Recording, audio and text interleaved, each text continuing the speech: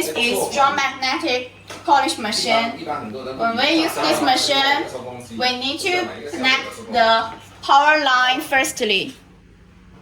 And then look this bucket. We need to add some water in this or this. The water level must more than 2/5 and less than half.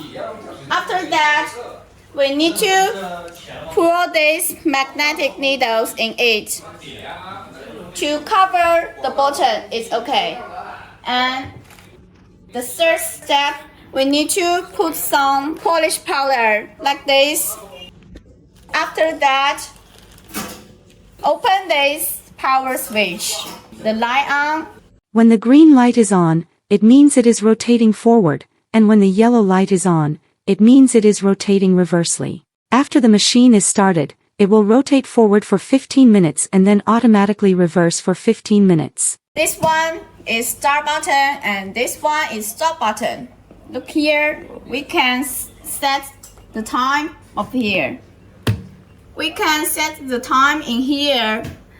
This one is second, and this one is minute, and this one is hour. We can change the time we like.